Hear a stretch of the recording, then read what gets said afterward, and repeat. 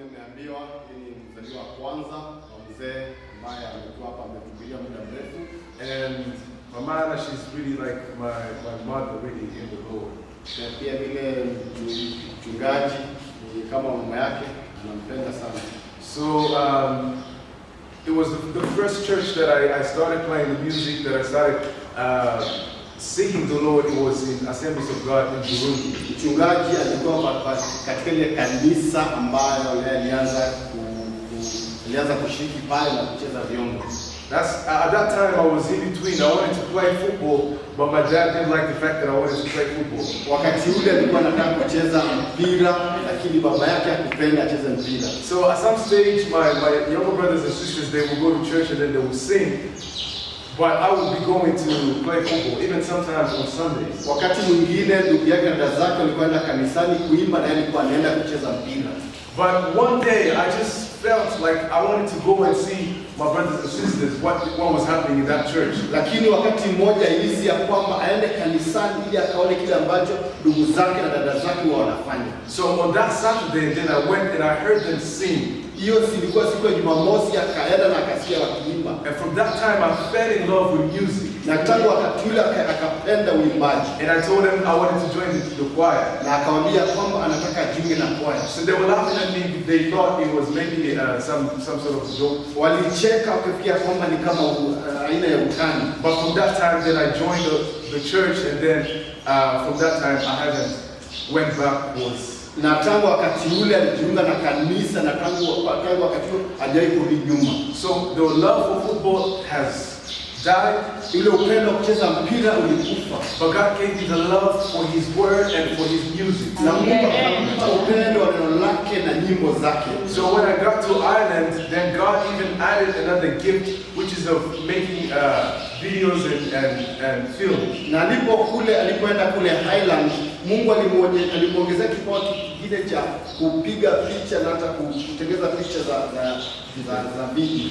So I'm really happy to be here once again to see her after so many years. I think it's like 20 years or something. Na hapo na furaha kuja hapa tena baada ya miaka 20 na kumpata mchungaji. I was really a small kid, but by that time when she left, but now you can see yourself. Lakini sasa tunaweza tukajionea. Praise the Lord. Amen. So my names are Yves Nahishakiye. Majina yake ni Yves Nahishakiye.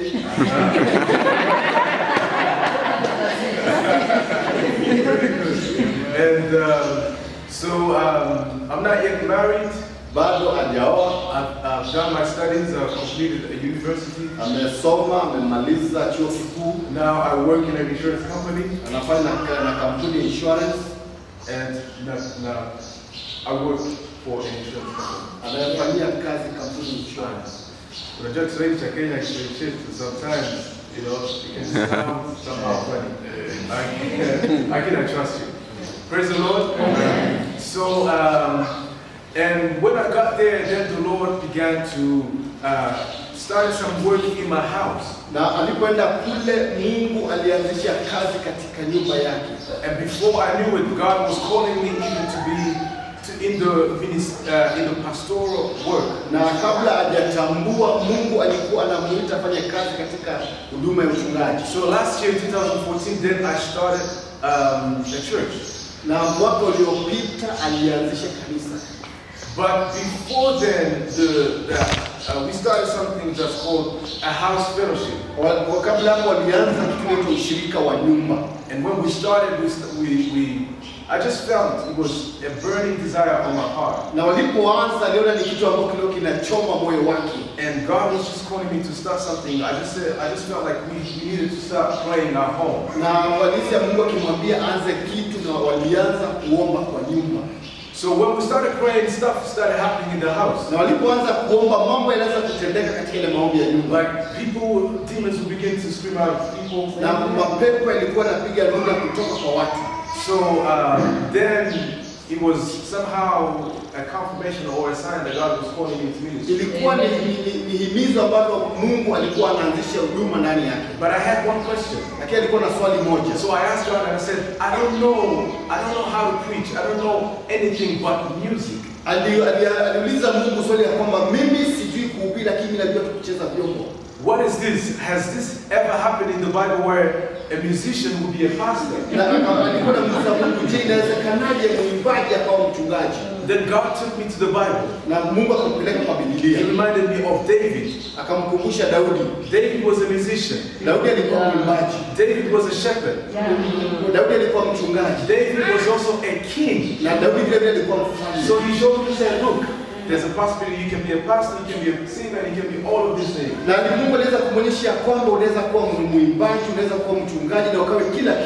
So I said, okay. But then I started thinking in my heart, I'm like, no, this I can't do it. So I started thinking about, in a way, maybe I would run away from it. Na katika moyo wake alikuwa anahisi ya kwamba hawezi, na alikuwa anafika mpaka anataka kutoka na kuacha. One day God sat me down in my house. Na siku moja Mungu alimketisha katika nyumba yake. And he told me one thing. Na akamwambia jambo moja. He said in the Bible, akamwambia katika Biblia, there's no two Jonases. There's no two Jonas. Hakuna Jonas wawili. You remember Jonas in the Bible? Unajua? Wakumbuka Jonas in the Bible? Nakumbuka Jonas katika Biblia. So he told me there's not two Jonas in the Bible. Na alimwambia hakuna Yona wawili katika Biblia.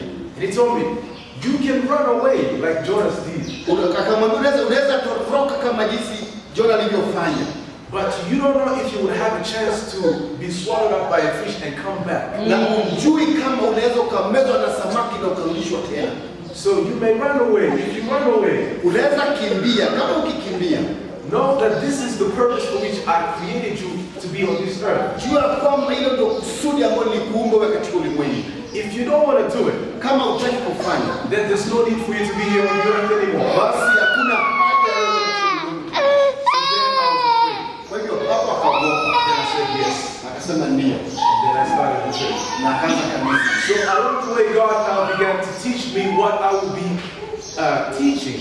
Na katikati ya njia Mungu alikuwa anamfundisha yale ambayo anafundisha. So he began to tell me about the messages of the end times. Na alianza kumpatia ujumbe kuhusu ya wakati za mwisho. And recently, not too long ago, na hivi karibuni, God now told me that I'm supposed to be preaching about the message of the kingdom of God. Mungu alimwambia kwamba unatakiwa sasa uanze kuhubiri ujumbe ya ufalme wa Mungu. Amen. Amen. Are we all together? Yes. Ready for that? Yes. All right.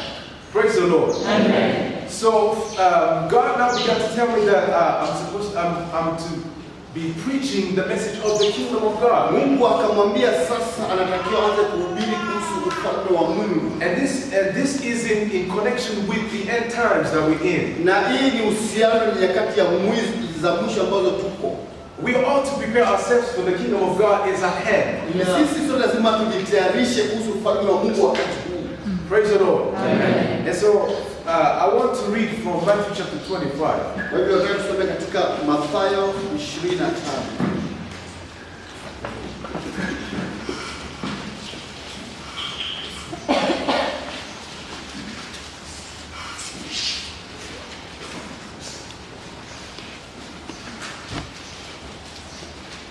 Matthew chapter 25. Mathayo 25.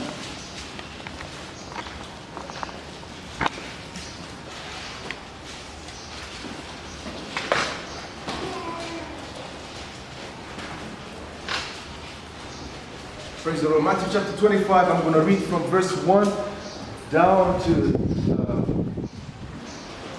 11, and then a brother here is going to read in Swahili. Praise the Lord. Tunasoma hiyo Mathayo 25 kuanzia 1 hadi 11. So the word of God says, Then, hallelujah, thank you so much. The word of God says, Then shall the kingdom of heaven be likened unto 10 virgins, which took their lamps and went forth to meet the bridegroom. And 5 of them were wise, and 5 were foolish. They that were foolish took their lamps and took no oil with them. But the wise took oil in the vessels with the lamps. While the bridegroom tarried, they all slumbered and slept. And at midnight there was a cry made, Behold, the bridegroom cometh. Go ye out to meet him. Then all those virgins arose and trimmed the lamps. And the foolish said unto the wise, Give us of your oil, for our lamps are gone down. But the wise answered, saying, Not so, lest there be not enough for us and you, but go ye rather to them that sell, and buy for yourselves. And while they went to buy, the bridegroom came, and they that were ready went in. Afterward came also the other versions, saying, Lord, Lord, open to us. Verse 12. But he answered and said, Verily I say unto you, I know you not. 13. Watch therefore, for ye know neither the day nor the hour wherein the Son of Man cometh. Praise the Lord. 1 to 13. Nitasoma katika jina la Yesu. Mathayo 25 mstari wa kwanza hadi wa 13. Ndipo ufalme wa Mungu utakapofanana na wanawali 10 waliotoa tasa.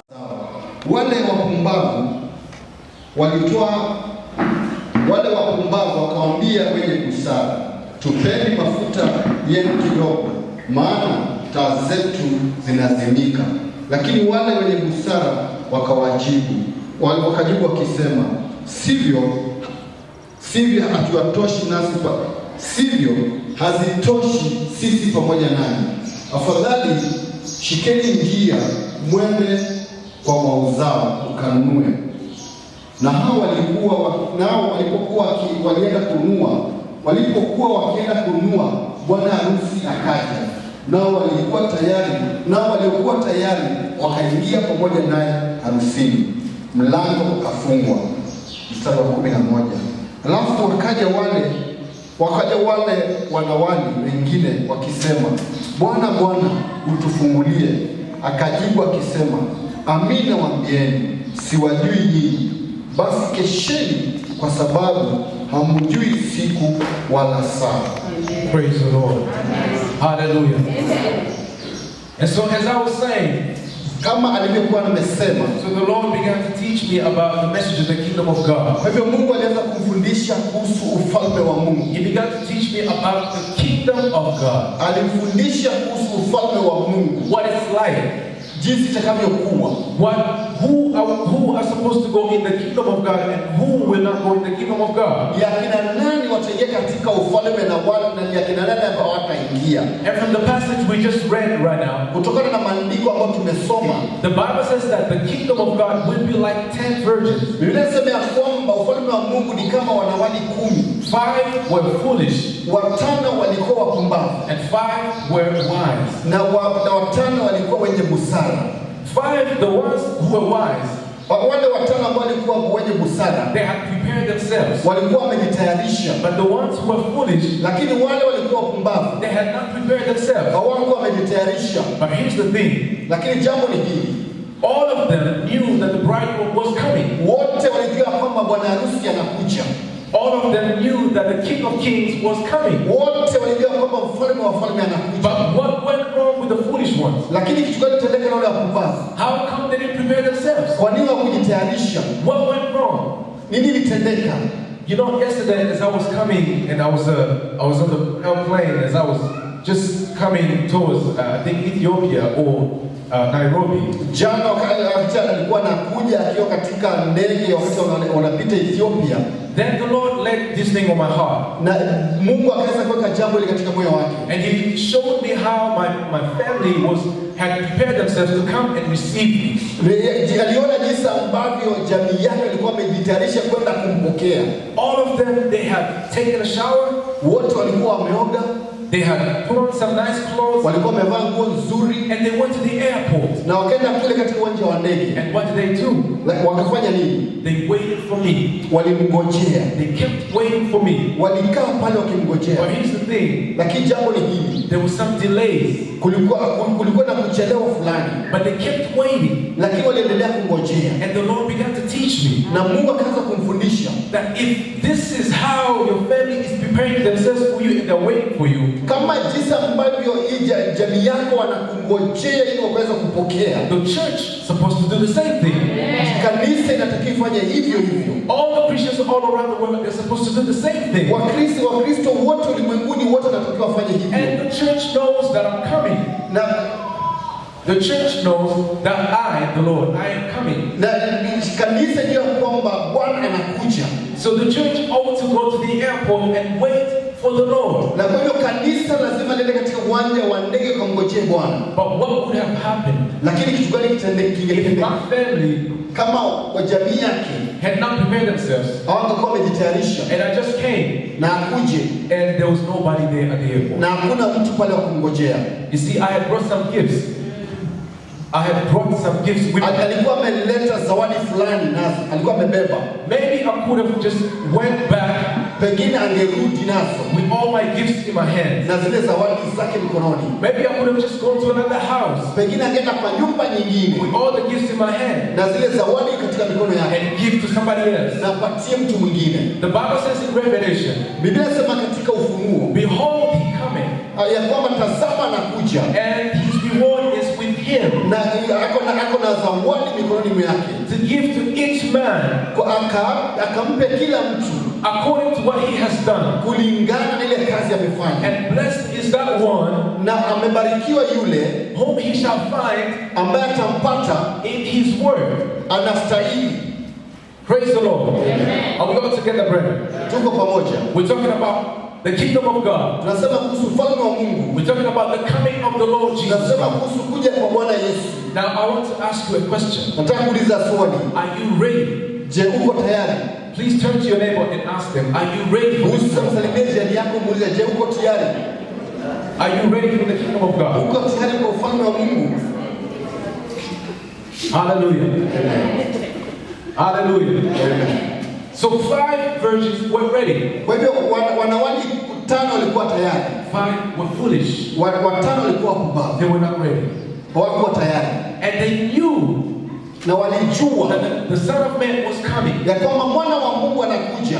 Brethren, people of God, watu wa Mungu, I want to submit myself to you today. Nataka kupa changamoto leo hii. That if you go out and look at the signs of the time, kama ukitoka nje na uangalie ishara za wakati huu, you see that everything is screaming one thing. Unaona kwamba kila kitu kinalilia jambo moja. Jesus the Messiah is coming. Ya kwamba Yesu mwana Mungu anakuja.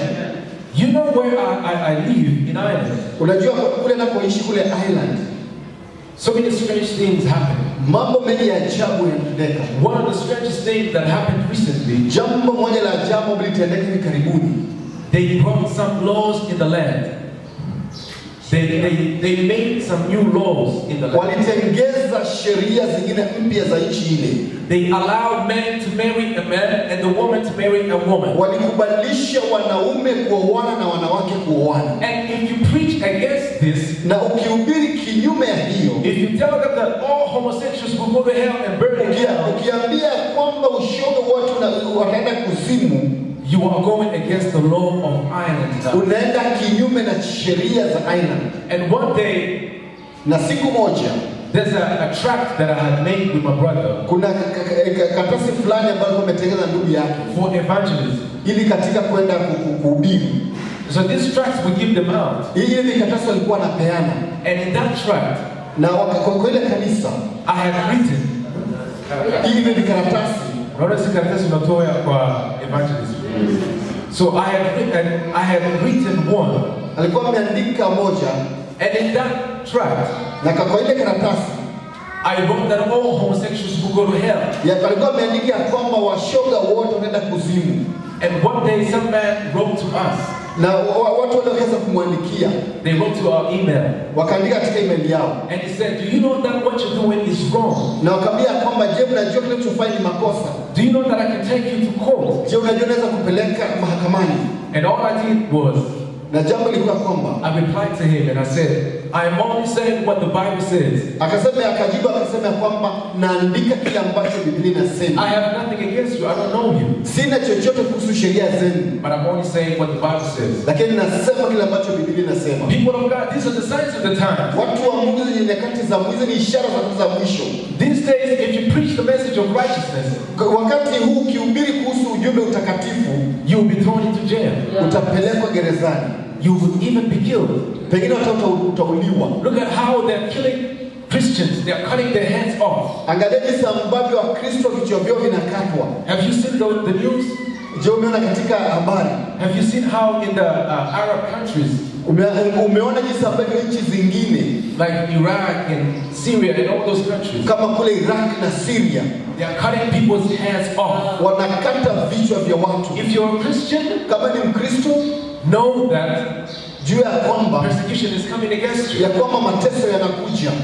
These are the signs of the times, people of God. Hizi ndizo ishara za mwisho, watu wa Mungu. Remember the 10 virgins, they knew that the Son of Man was coming. Juu ya kwamba wale wanawali 10 juu ya kwamba mwana wa Mungu anakuja. But my question is this, do you know that Jesus is coming? Je, swali ni kwamba je, unajua kwamba Yesu anakuja? Do all Christians know that the time is at hand now? Je, Wakristo wanajua kwamba wakati uko karibu? I look at the church around the world nowadays. Angalia kanisa na ulimwengu wakati huu. When I myself look at the church all around the world, yeye mwenyewe akiangalia makanisa katika ulimwengu, I see the fulfillment of the Bible. Anaona maandiko ya Biblia yakitimika. I see lukewarmness in the church. Anaona mambo mpya kanisani.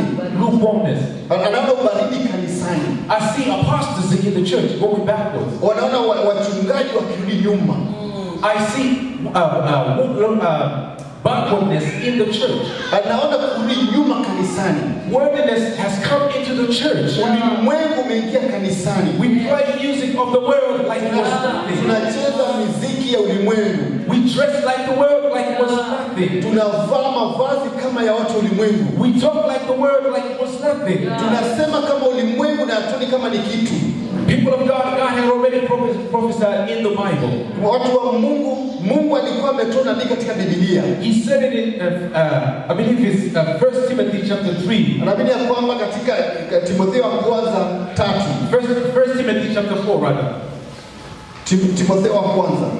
1 Timothy chapter 4 verses 1 and 2. Timotheo wa kwanza 4 mstari wa kwanza na mstari wa pili. Hallelujah. Are we all together, people of God? Je, tuko pamoja watu wa Mungu? Amen. Praise the Lord. 1 Timothy chapter 4 verses 1 and 2. I read in Jesus' name. The word of God says, now the Spirit speaketh expressly that in the latter time some shall depart from the faith, giving heed to seducing spirits and doctrines of devils, speaking lies in hypocrisy, having the conscience seared with hot iron. Timotheo wa kwanza 4 mstari wa kwanza na wa pili. Nitasoma katika jina la Yesu. Basi Roho wa Bwana asema waziwazi ya kwamba nyakati za mwisho wakisikiza roho za udanganyifu na mafundisho ya mashetani. Mstari wa pili. Kwa unafiki wa watu wasemao uongo, wakichoma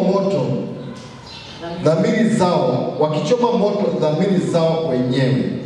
Hallelujah. Amen. Praise the Lord. Amen. The Bible says that in the latter times, Biblia inasema kwamba katika nyakati za mwisho some shall depart from the faith. Wengine wataacha imani. Some will go backwards. Wengine watarudi nyuma. Instead of going forward, badala ya kwenda mbele, they will go backwards. Watarudi nyuma. This is what I see in the church nowadays. Na hivi nasema katika kanisa wakati huu. When I visit a lot of churches in Ireland, where I live, when I visit many churches in Ireland, wakati nitembelea makanisa mengi kule Ireland anakoishi, I see lukewarmness and worldliness like never before. Aliona ubaridi mwingi kama jinsi hajawahi kuona tena. In some churches, even when they invite me and I ask the Lord, na makanisa mengine ambayo alikaribishwa alimuuliza Bwana, the Lord sometimes will say, no, don't go in that church. Usiende kule kanisa. Because what they're doing is just rubbish. Kwa sababu kile wanafanya yote ni uchafu. There's nothing that they're doing in that church. Everybody is just doing worldliness in the church. Kule kanisani hakuna kitu wanafanya, kila mtu anafanya mambo yake kule kanisani. They play music of the world. Wanacheza muziki ya ulimwengu. They dance like the world. Wanacheza kama ulimwengu. And they think this is nothing. Na wanaona kwamba hii ni bure. Pastors, they preach on the altar lies, like the Bible says. Wachungaji wanahubiri katika madhabahu mambo ya uongo. They preach prosperity messages. Wanahubiri ujumbe wa kufanikiwa. They prepare the people to stay on the earth. Wanatayarisha watu waishi katika ulimwengu. But the Bible says that we should prepare ourselves for the kingdom of heaven. Lakini Biblia inasema ya kwamba tujitayarishe kwa sababu ya ufalme wa Mungu. You see, something is wrong. Je, unaona kitu kiko kibaya? Something is not right somewhere. Kitu hakiendi vizuri mahali. The Lord said the kingdom of heaven is at hand. Biblia inasema ya kwamba ufalme wa Mungu uko karibu. And the pastors are preaching and saying the Lord wants you to be happy and so you can stay here on the earth. Na wale wachungaji wanaambia kusema ya kwamba Mungu anasema muwe na furaha mkaa katika ulimwengu. People of God, this is lukewarmness that the Bible had already prophesied about. Watu wa Mungu, hii ni ubaridi ambao Biblia ilitoa unabii. People of God, I hear stories in the church. Watu wana historia nyingi kanisani. I hear pastors who sleep with the church members. Unaona wachungaji wanalala na washirika. I heard a story one day, not even a story, a sister contacted me on Facebook.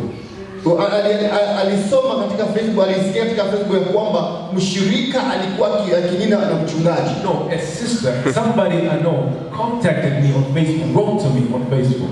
Mtu ambaye namjua alimwandikia katika Facebook. And this woman told me this. Na yule dada akamwambia, what I'm telling you it's not what I heard. This is a sister who told me her story. Ile nakwambia si kitu nimesikia, ni kitu ambacho najua. That she used to go to a church. Ya kwamba alikwenda kanisani. And then one of the church leaders, na mmoja wa viongozi wa kanisa, slept with her. Akalala na yeye. And then she got pregnant. Na akapata mimba. And he told her to cover it up, not to say it out. Na akamwambia afunike na asiseme. And he even told her not just to cover it.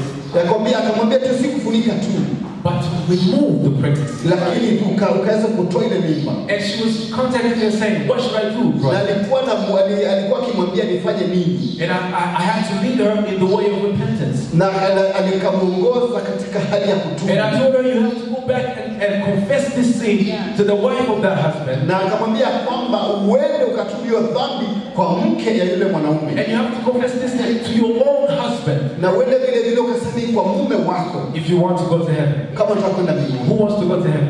Nataka kwenda mbinguni. Nataka kwenda mbinguni. This is the price of going to heaven, people of God. Hiyo ndio gharama ya kwenda mbinguni. So I advised her like that. I advised her like that. Kwa hivyo alimshauri namna ile. And she went and did it. Na akaenda kafanya. These are the kind of stories that I'm hearing all around the church and the world. Hizo historia ambazo nasikia katika ulimwengu wote. I hear stories of pastors who seek for satanic powers. Nasikia wachungaji ambao wanatafuta nguvu za mashetani. And you know what they do? Najua wanafanya nini? They sacrifice people in the church. Wanatoa dhabihu ya watu kanisani. In some churches, I heard that they even bury young women on the altar. Hata kanisa mengine sikia kwamba wanawazika wasichana wadogo kule katika madhabahu. And when that pastor prays like this, na wakati ambapo ile mchungaji anapoinua mkono namna hiyo, you see the whole church falls. Unaona kanisa linaanguka. And then they begin to prophesy. Na hapo wanaanza kutoa unabii. You're going to have a brand new car. You will have a brand new car. Anatoa pia kwamba utakuwa na gari mpya. You have a brand new house. Utakuwa na nyumba mpya. So they prophesy about the things of the earth. Kwa hiyo wanatoa nabii ya vitu vya ulimwengu. They prepare them to stay on the earth. Wanajitayarisha wakae katika ulimwengu. People of God, you know, as I came here in Nairobi, unajua watu wa Mungu wakati nilipokuja hapa Nairobi, I don't live in this country. Hata ishi katika nchi hii. Aishi katika nchi hii. I do not live in this country. Aishi katika nchi hii. I only have a few days in this country. Yuko na siku chache katika nchi hii. And then I'm going back to where I live. Lakini anaanza kurudi tena mahali anapoishi. This is exactly what Christians are. Hivyo ndivyo Wakristo walivyo. We were not made to stay on this earth forever. Hatukuletwa tuishi kwa ulimwengu milele. We were created to go back to who? To the Maker. Tulikuja tuishi na turudi kwa yule muumbaji wetu. My question is this. Lakini swali ni hili. Do you really know that you're not supposed to be here forever? Je, unajua kwamba hautakuwa hapa milele? As you go along your way, as you go to work, you go to school, you go to your house. Jinsi wakati ambao unaenda kazini, unaenda shuleni, ukienda kwa nyumba yako. Is this on your mind every day, 24 hours? Je, iko katika mawazo yako kila siku masaa 24? That I'm a passenger on this earth. Ya kwamba mimi ni msafiri katika ulimwengu. I'm only visiting for a few days. Nimetembea kwa siku chache. People of God, after some time, when you try to look for me, you won't see me here. Watu wa Mungu wakati mwingine ukimtafuta hautamuona. Praise the Lord. And so the question goes back to this: are you ready for the kingdom of God? Kwa hiyo swali linarudi kwako, je, uko tayari kwa ufalme wa Mungu? Have you washed your garments? Je, umeosha mavazi yako? Have you repented sincerely deep inside? Je, umetubu kutoka kina cha moyo wako? Is there any sin that is being covered like the sister? Je, kuna dhambi yote imefichwa kama yule dada? This sister lived with her husband for many years. Hii ambao umeishi na mume wako kwa miaka mingi. This sister lived with her husband. Huyu dada aliishi na mume wake na kwa miaka mingi. And her husband never knew. Na mume wake hakujua. But guess what? Lakini unajua nini? The kingdom of heaven knew everything. Ufalme wa Mungu wa mbinguni jua kila kitu. You know, as we're speaking here, as we are here right now, unajua wakati ambapo tunazungumza kama Yesu alivyo hapa. And this brother here, na huyu ndugu hapa, he's taking the images, the videos. Anachukua picha ya video. And the same thing, na jambo hilo in heaven, kule mbinguni, they're recording everything that is happening right now. Inachukua kile kitu ambacho kinatendeka katika ulimwengu. There are angels here right now writing down. Kuna malaika wako hapa wakiandika.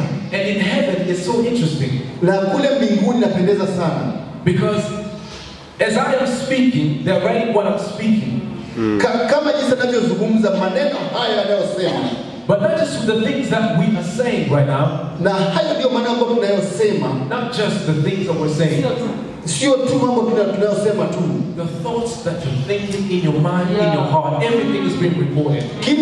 Kile ambacho unafikiria katika moyo wako na mawazo yako inanakiliwa mahali. And that's why the Bible says that the 10 virgins, na ndipo sasa tunasema kwamba wale wanawali 10, 5 were ready. Watano walikuwa tayari. 5 were not ready. Watano hawakuwa tayari. But I want us today, people of God. Lakini nataka leo watu wa Mungu. I want us to change our mentality. Nataka tubadilishe mawazo yetu. I want us to change our thinking. Tubadilishe kufikiria kwetu. Stop thinking about the things of the earth. Wacha kufikiria mambo ya ulimwengu. Think about the things of heaven. Fikiria mambo ya mbinguni. Think about the things of eternal value. Fikiria mambo ya milele. Who do you want to be in eternity? Unataka kuwa nini katika maisha ya milele? You know, some in heaven, some will be really big people. Unajua wengine kule mbinguni watakuwa watu wakubwa. And some will be small people. Na wengine watakuwa watu wadogo. Some will be ruling nations. Wengine watakuwa wakitazama mataifa. That's what the Bible says. He says he shall give us the power to rule nations. Kwa hivyo inasema kwamba wengine watatawala mataifa. And some will be serving others. Na wengine watakuwa wakitumikia we shall see Paul. Tutamwona Paulo. We see Peter. Tutamwona Peter. We see all these guys. Tutaona watu hao wote. My question is this. Lakini swali langu ni what do you want to be in heaven? Unataka kuwa nini kule mbinguni? What do you want to be in eternity? Unataka kuwa nini katika maisha ya milele? You know, I go to work. Unajua unaenda kazini, you go to school, unaenda shuleni, we eat, tunakula, we get money, tunapata pesa, we buy clothes, tunavaa mavazi, and all of those things are beautiful. Na mambo yote ni mazuri. It's beautiful to look nice. Ni vizuri kupendeza. But all these things will stay here. Lakini mambo haya yote tutaacha hapa. This is your flesh that every time we try to look nice. This is your body. Hii mwili wako ambao unajaribu wakati wote kuwa mzuri. This will stay here. Mwili huu utabaki hapa. But whatever you do for the kingdom of God, lakini chochote unachofanya kuhusu ufalme will stay forever. Itakuwa milele. And that's why he said in Colossians chapter 3 verses 1 and 2. Na ndipo sasa inasema katika Wakolosai 3 mstari wa kwanza na wa pili. Colossians chapter 3 1 and 2. The word of God says, if ye then be risen with Christ, seek those things which are above, where Christ sitteth on the right hand of God. Set your affection on things above, not on things on the earth. Hallelujah. Colossae 3.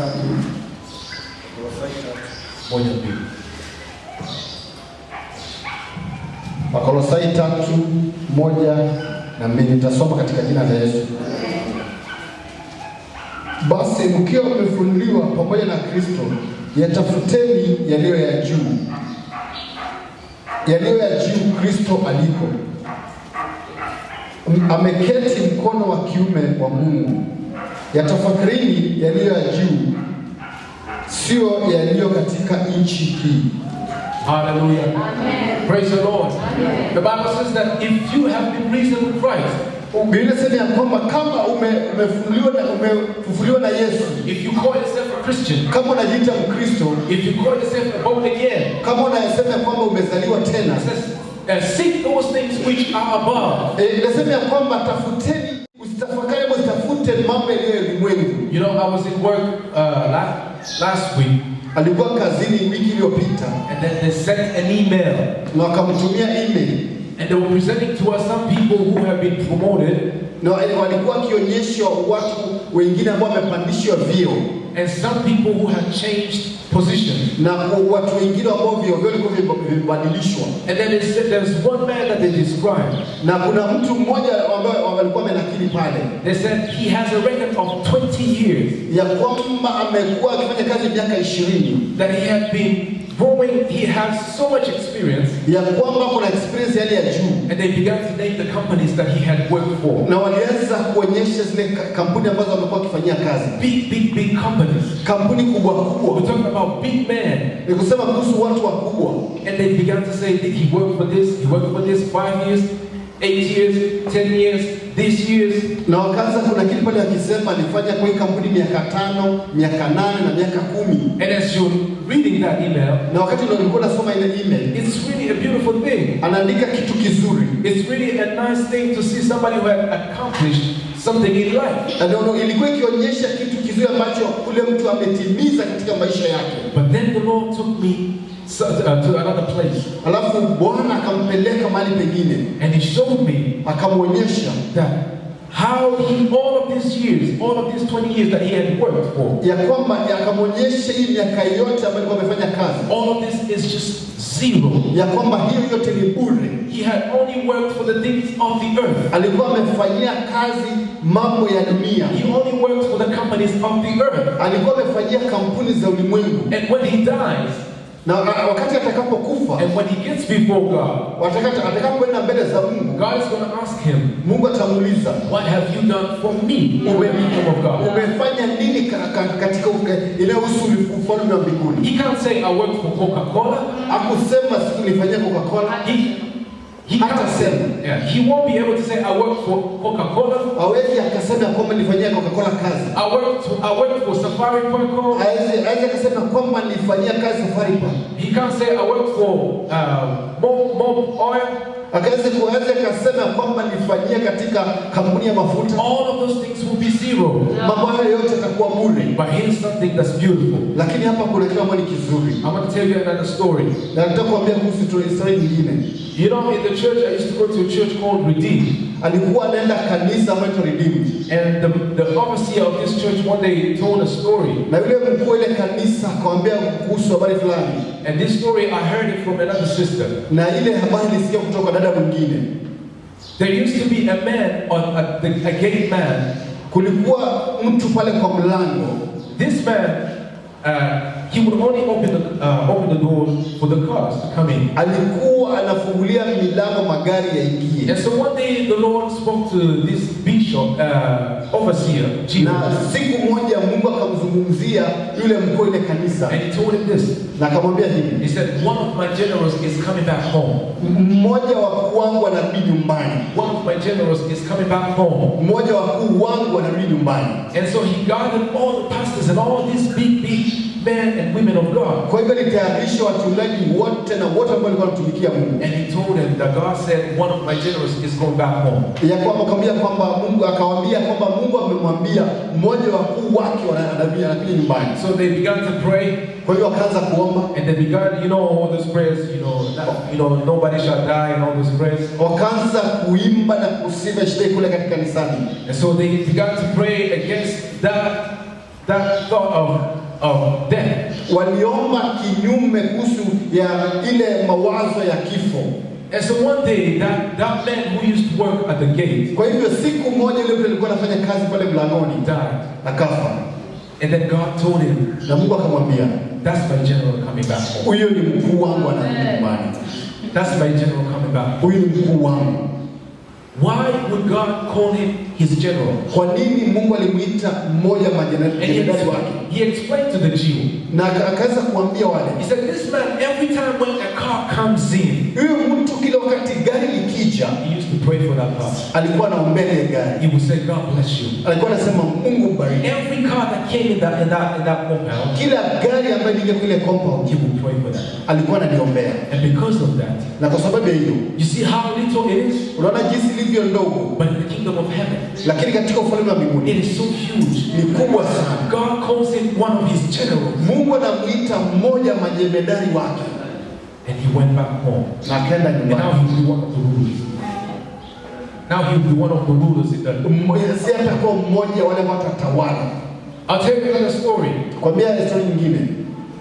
A pastor, mchungaji, there was a small church. Kulikuwa kanisa ndogo. There was a small church in one country. Kulikuwa na kanisa ndogo nchi fulani. And there was an elderly woman, a very old woman. Na kulikuwa na mama moja mzee. And this woman used to pray. Na ule mama alikuwa akiomba for the pastor. Alikuwa akiombea mchungaji. She would always pray. Kila wakati angeomba. She would always come. Kila wakati angekuja. She would always come in the morning, early in the morning. Angekuja asubuhi mapema. And she would sweep the church. Angefagia na kupanguza kanisa. She would wipe the chairs. Angepanguza viti. She would come here and pray for the pastor. Angekuja hapa na muombe mchungaji.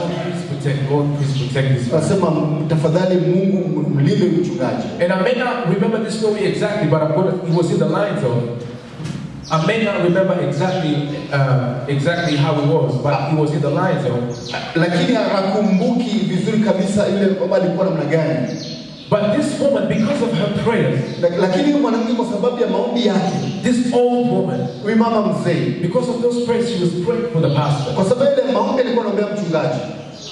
Do you know that the enemy could not do anything against that pastor? Unajua adui angeweza kufanya chochote kinyume na mchungaji. And when the woman died, na wakati ule mama alipokufa, the ministry of that man started coming down. Ile mama ilianza kuharibika. The ministry of that man started going down. Ile huduma ile mchungaji ilianza kurudi chini. You see how little it is? Unaona jinsi ilivyo kidogo. Sweeping the church, kufagia kanisa, sweeping the chairs, kupanguza viti, praying for the pastor, kuombea mchungaji. Nobody sees that. Hakuna mtu anaona hiyo. But the kingdom of heaven is doing what? Is recording.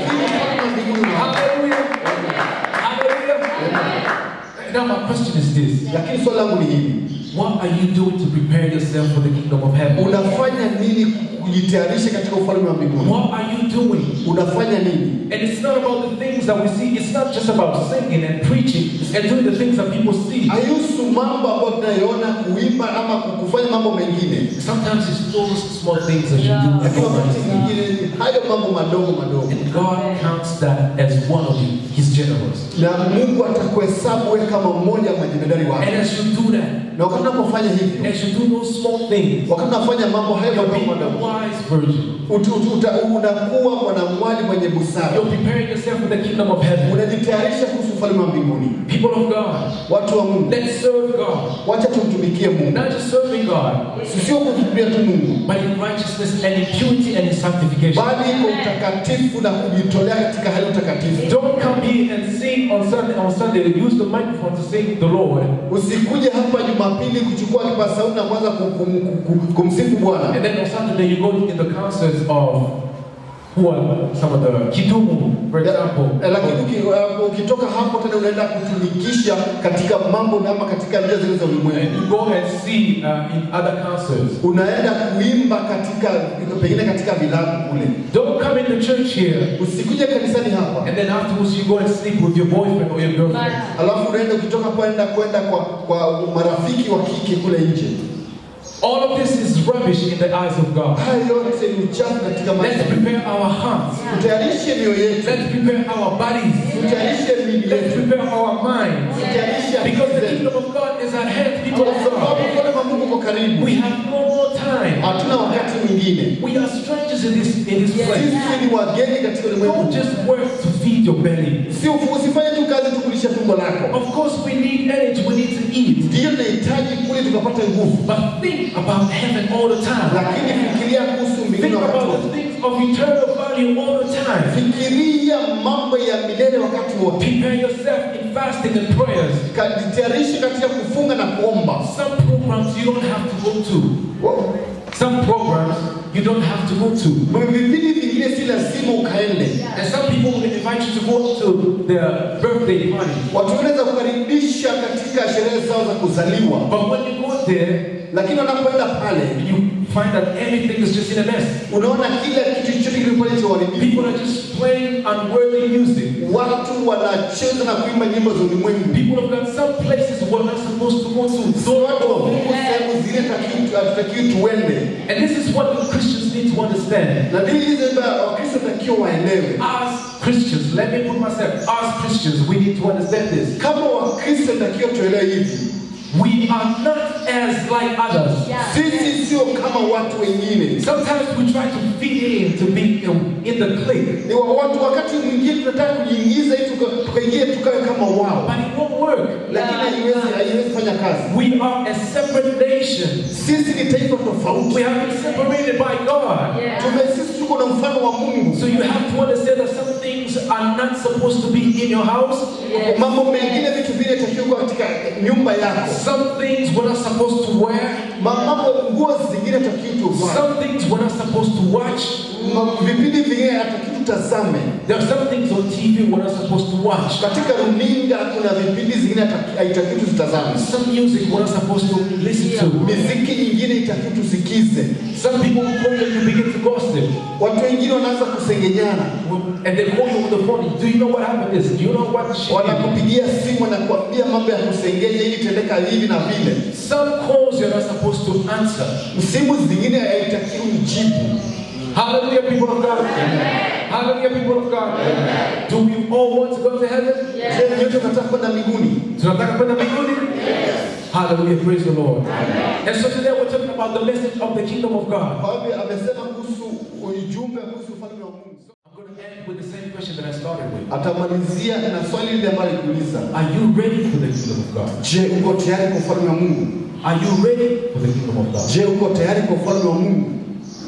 You know, when I went to Europe, unajua alipoenda kule Europe, in order for me to get papers to live in that land, in order for me to get papers, ili akaweze kuishi katika nchi ile, I lied. Alidanganyana. I lied to the immigration. Alidanganyana ili akaweze kwenda kule. And when the Lord now began to change me, na wakati ambapo Bwana alianza kubadilisha and began to teach me about the kingdom of heaven, alianza kumfundisha kuhusu ufalme wa mbinguni. He began to show me that no liars will enter the kingdom of heaven. Alimwambia kwamba hakuna waongo wataingia ufalme wa mbinguni. No liars. Hakuna waongo. If you want to preach or you want, kama unataka kuhubiri, ubiri. Kama unataka kuhubiri, ubiri. If you want to pray for the sick and they will get healed, yes, pray for them. Kama unataka kuombea wagonjwa, ndio waombee. If you want to sing in the choir, sing in the choir. Kama unataka kuimba makwaya, wewe imba. But if you're a liar, lakini kama unadanganya, you shall not enter the kingdom of heaven. Hautaingia ufalme wa mbinguni. You will not enter the kingdom of heaven. Hautaingia ufalme wa mbinguni. And so God now began to show me. Kwa hivyo Mungu akaanza kumuonyesha how I was in trouble. Jinsi ambavyo alikuwa yuko katika shida. Because I had lied to the immigration. Kwa sababu alidanganya kule kwa immigration. And God now began to change me, began to teach me that I was supposed to go back and tell the government the truth. Na Mungu alianza kumfundisha na kumwonyesha kwamba arudi kule kwa serikali akaambia ukweli. Do we want to go to heaven? Unataka kwenda mbinguni? Are you not scared? Je, unaogopa? Unasikia uoga? Hallelujah! Hallelujah! Si tunataka kwenda mbinguni? Tunataka kuingia mbinguni, eh? Si ndio? Lakini waongo wanaenda wapi? Motoni. Na mimi nilikuwa nimefanya nini? Nimedanganya. Nataka kwenda wapi? Mbinguni. So the Lord now began to tell me. Kwa hivyo Mungu akaanza kumwambia, you have to go back and tell the truth. Lazima urudi na ukaseme ukweli. Because my children, my people, the people who are going to heaven, kwa sababu watoto wangu watakwenda mbinguni, they say only the truth. Wanasema ukweli mtupu. Who is the father of lies? Nani baba ya uongo? Shetani. So wakati unaimba hapa na unasema uongo, you're lying to yourself. Unajidanganya mwenyewe. Because it is only the liars who belong to Satan. They don't belong to God. Kwa sababu waongo ni wa shetani. And people of God, long story short, I went back to the immigration. Kwa hivyo kumaliza kufanya ile historia fupi, alirudi tena kule kwa immigration. I told them the truth. Akaenda akamwambia ukweli. I said I wanted to come here and say the truth. Nataka nikamwambia kwamba nimekuja hapa nikaseme ukweli. I lied in some of my declarations that I made about my papers. Alidanganya kuhusu makaratasi yako na mambo mengine ambayo ni ya uongo. And the woman who was sitting there, she looked at me and she was amazed. Na yule mwanamke ambaye alikuwa ameketi pale alitazama na akashangaa. And she asked me, so what religion were you when you were in Africa? Kwa hivyo kulikuwa na jambo gani wakati ulikuwa katika Afrika? Ulikuwa dini gani? Ulikuwa katika dini gani? I told her I was a Christian. Akamwambia nilikuwa Mkristo. And now, na sasa I told her, but now I feel now I am born again. Now I belong to Christ. Akamwambia sasa nisi ya kwamba nimezaliwa tena mimi ni wa Yesu. And so I want to follow the teachings of Jesus. Kwa hivyo nataka nimefuata mafundisho ya Yesu. So I gave her the letter. I gave her the letter. I had written all the lies that I told. Akampia karatasi ambayo alikuwa ameandika ile alikuwa ameandika uongo wote ameandika kwa karatasi. People of God, everything that I had lied from one to the last one. Tua Mungu chochote ambacho alikuwa amedanganya mwanzo hadi mwisho. The Holy Spirit had told me one day in work. Roho Mtakatifu wakati mmoja aliweza kumwambia uende ukafanye kazi. I was in the toilet. Alikuwa tu katika choo. And he told me go back to your desk. Kwa hivyo akamwambia nenda tena kwa kurudi kwa kiti chako. Write down every lie that you have told. Andika uongo wote ambao ulikuwa umesema. You know, sometimes we repent and we say, Lord, please forgive me for all the sins that I did. Unajua wakati unaweza kusema oh Bwana nisamehe kwa ile mambo nimefanya. And you know that you have told a lie.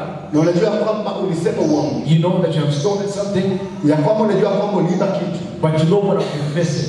Ya kwamba but you don't want to confess it. Na kama hutaki kutubu, kukiri. But the Lord wants us to confess everything one by one. Lakini Mungu anataka ukiri kila kitu. So I confessed everything. Kwa hivyo alikiri kila kitu. And then I went back home. Na kurudi nyumbani. Long story short, they took away my papers. Kwa hivyo kumaliza ile habari makaratasi yake yote akachukuliwa. And so they wrote me one letter. Wakamwandikia barua moja. They said, since wakamwambia dhambi, since kwa sababu you have lied, umedanganya, the government is going to take away your papers. Serikali itakurudisha tena. Itakunyang'anya makaratasi yako. When they took away my papers, they wrote to me another letter. Walipochukua ile makaratasi, walimnyang'anya makaratasi wakamwandikia barua nyingine. And they said to me, wakamwambia, the Minister for Justice is saying this. Waziri wa haki anasema hivi. Since you don't have papers to live in this land, kwa sababu una makaratasi ya kuishi katika nchi hii, you have no right to remain in this land. Hauna haki ya kuishi hapa. Hallelujah. Amen. Are you following me? Jamani nifuata. Tunaenda mbingu eh? Hallelujah. Since you have no papers kwa sababu to live in this land, kwa sababu una makaratasi ya kuishi katika nchi hii, you have no right to stay in this land. Hauna haki ya kuishi hapa. They wrote to me another letter. Wakamwandikia barua nyingine. They said, kasema, we're giving you two options. Tunakupa nafasi mbili. You choose for yourself. Ujichagulie. Either you take yourself back to your country, wewe mwenyewe ujirudishe kwa nchi yako, or if you don't say anything within 15 days, na kama hutasema kitu kwa muda wa siku 15, we ourselves, sisi wenyewe, we will just say to ourselves, sisi wenyewe, we will think that you want us to take you back home. Tunafikia kwamba unataka tutakupeleka kwenu. So we will take you back home. Kwa hivyo tutakupeleka kwenu. 15 days, people of God. Siku 15 watu wa Mungu. Everything began now to be so hard. Mambo yakawa ni magumu sana. I was so afraid. Alikuwa anaogopa sana. I was so afraid. I was seeing myself going back to Burundi. Alikuwa anajiona kurudishwa Burundi tena. I was seeing how everything was going to change in a moment. Na alikuwa anaona jinsi ambavyo mambo yatabadilika. But somehow in my heart, lakini kwa njia nyingine kwa moyo wake, I was happy. Alikuwa na furaha. Because kwa sababu I had confessed my sin. Alikuwa ametubu dhambi zake. And I said, Lord, if I have to go back to Burundi, let me go back to Burundi. Na akamwambia Mungu, kama lazima hivi Burundi, wacha nikarudi. But I have said the truth. Lakini nimesema ukweli. And I'm right with you. Na niko na haki mbele zako. And I can go to heaven. tena vizuri. Hallelujah. Hallelujah. Praise the Lord. And so those 15 days we began to pray, people of God. Kwa hizo siku 15 watu wa Mungu, We began to pray. wakaanza kuomba. We began to pray. Wakaanza kuomba. I went to see my lawyer. Akaenda kuona wakili wake. And I explained to him what happened. Na akamwambia mambo yote yaliyotendeka. And he said to me, Eve, why did you do that? Akamwambia, kwa nini ulifanya hivyo? He said, there's another way we could have done. Haungefanya hivyo. And I told him, I said, no, I felt that if I come and tell you, na akamwambia kwamba ndiona kwamba nikija nikwambie, you probably would have told me not to do it. Na ungeniambia kwamba nisifanye hivyo. And there was a guilt of my heart. Na kwa ndani nilikuwa na huzuni katika moyo wangu. I couldn't sleep anymore. Singepata usingizi. Everything was just in a mess. Kila kitu kilikuwa kimeharibika.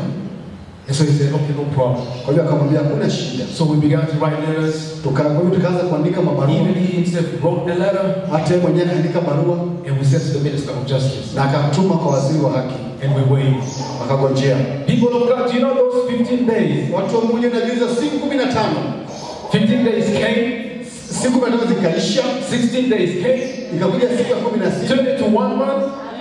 Mpaka sasa mwezi mmoja, 2 months, miezi miwili, 1 year, mwaka mmoja, 2 years. Praise the Lord, and I'm still alive. Hallelujah. Hallelujah. Amen. The same people who wrote to me and said, you can go back home. You should go back home. Watu wale ambao walimwandikia sana natakiwa rudi kwenye nyumbani. The same people God used them.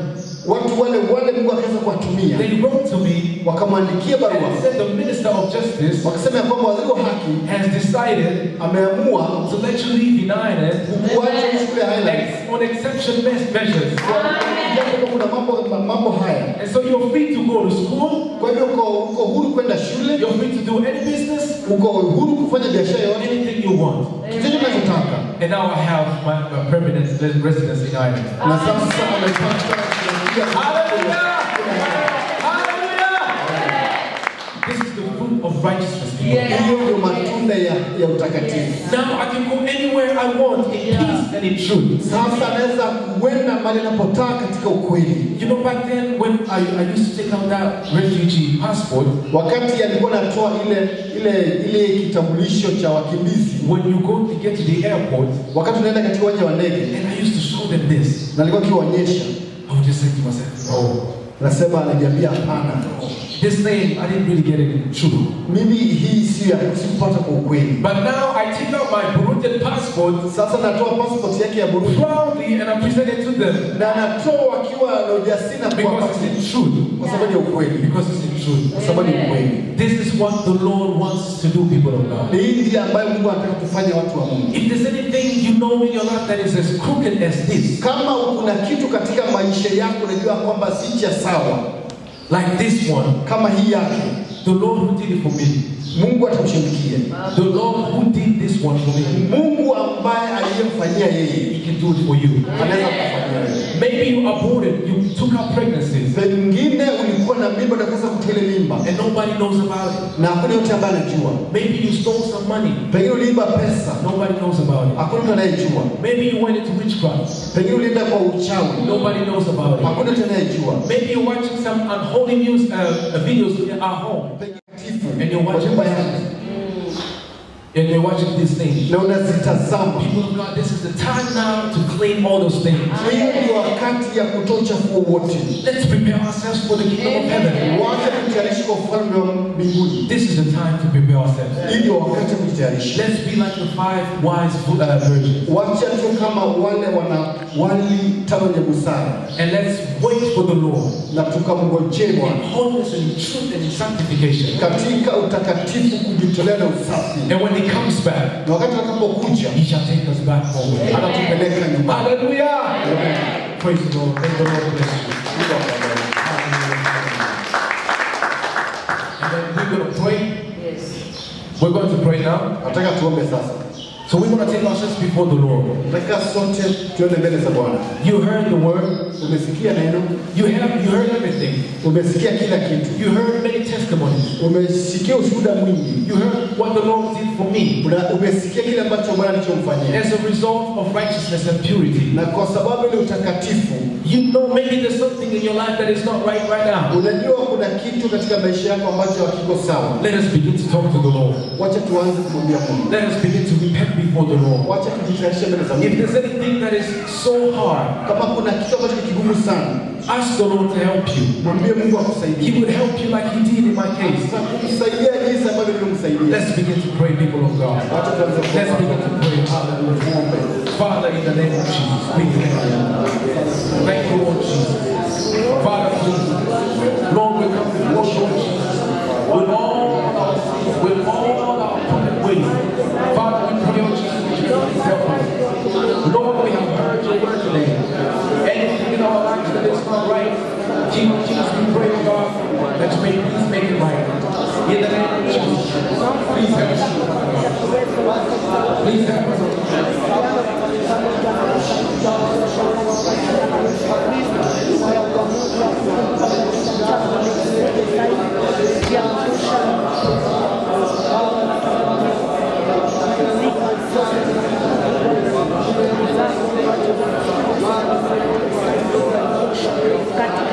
Bwana ukatuwezeshe Mungu wa rehema, mambo ambayo tumeyafanya Mungu wa uweza, mambo ya siri ambayo yako maishani mwetu Baba, ukatuwezeshe kwa nguvu zako, ukatuwezeshe Baba kuyaacha mambo ambayo ni ya siri tuliyoyatenda Baba.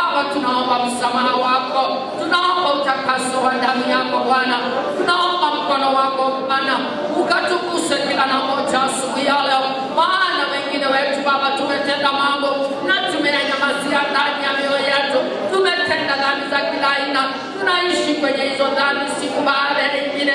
Mungu, tunalitia jina lako asubuhi ya leo ili ukaweze Baba kutusamehe, ukaweze kutuosha Baba, na ili tukaweze kujiandaa kama wanawali waliokuwa na hekima Bwana, waliokuwa kusio Baba. Mungu wa uwezo, ukatuwezeshe asubuhi ya leo kutoka kwenye maisha ya unafiki, kutoka kwenye maisha ya ujanja, kutoka kwenye maisha ya kuficha dhambi, kutoka kwenye maisha ya kujiiga, kutoka kwenye maisha ya kujivaa mavazi ya kondoo ili hali sisi wenyewe ni mafisi, tunaishi kwa kuraruana. Baba wa rehema, Bwana wa ajabu, ukatusamehe asubuhi ya leo, ukatuoshe kwa damu yako Bwana uliyoimwaga msalabani.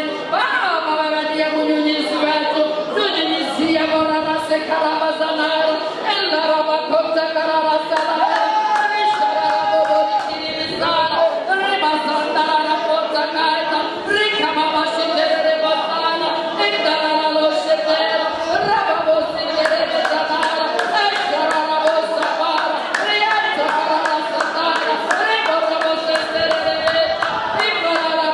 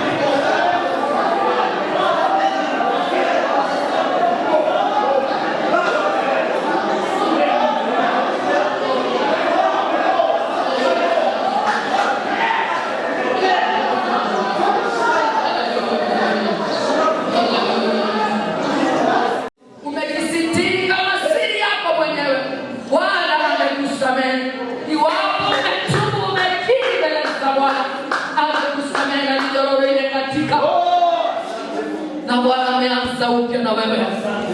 Tazama hatua zako toka leo, chunga mwenendo wako toka leo, ili ukaweze kuwa mmoja watakaokuwa kwenye kundi la wanawali 5 werevu. Tumeacha wanawali 5 wapumbavu na tumeingia kwenye viatu vya wanawali 5 waliokuwa werevu kwa sababu ya neema ya Mungu. Amen. Amen. Amen. Hallelujah. Mungu ni mwaminifu na Mungu ni mwema na Mungu anatujua kila na mmoja. Hata wakati tunajificha, Mungu anatuma neno lake kutufichua.